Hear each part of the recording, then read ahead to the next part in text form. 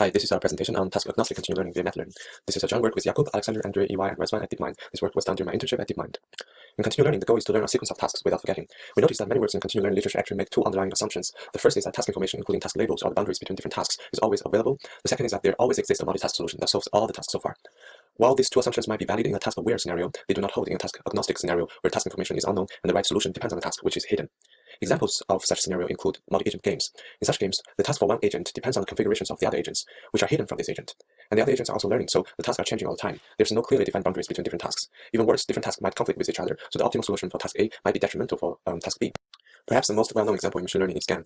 From this equation, we can see that the optimal discriminator depends on the generator distribution. So this means that the same discriminator cannot be optimal for two different generators.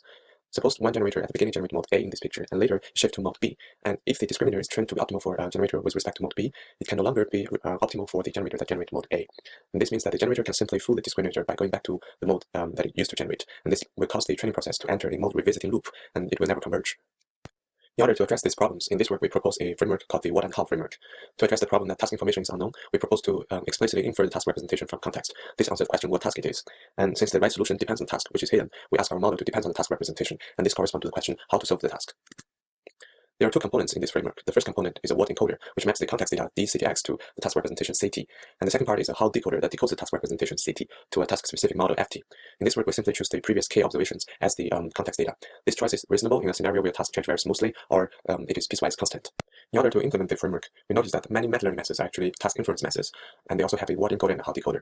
For example, Mammal use one step or a few steps of gradient descent as the word encoder that maps the context data to task-specific parameters, and the how decoder is simply reparameterizing the model by the task-specific parameters.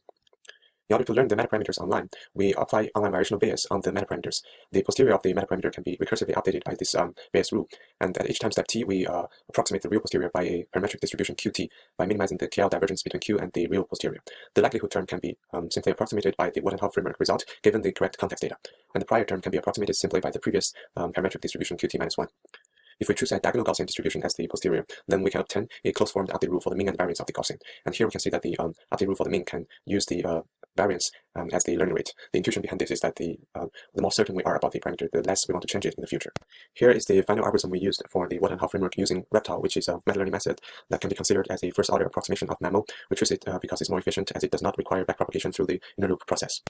In order to evaluate our framework, we designed several experiments, including an experiment called label permuted admixed, and more classical experiments such as permuted and split admixed. Details of these experiments can be found in our paper.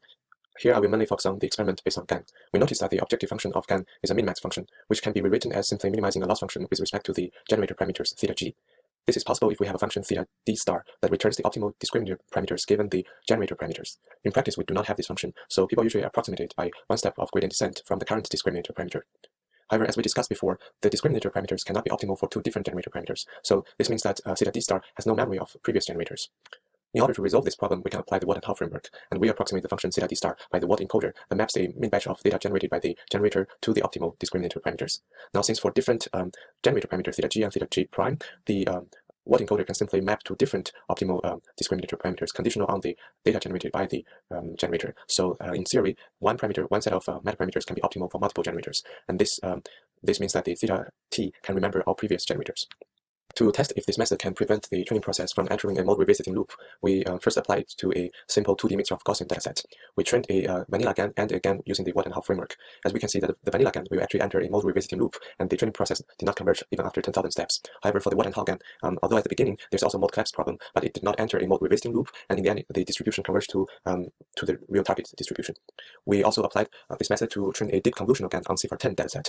Here we cannot directly visualize the mode collapse problem, so we choose to measure this problem by two metrics called NDB and GSD. The lower these metrics are, the less mode collapse is happening. And as we can see here, the what and how GAN has significantly lower NDB and GSD while maintaining the same level of FID and IIs, which measure the qualities of the images generated.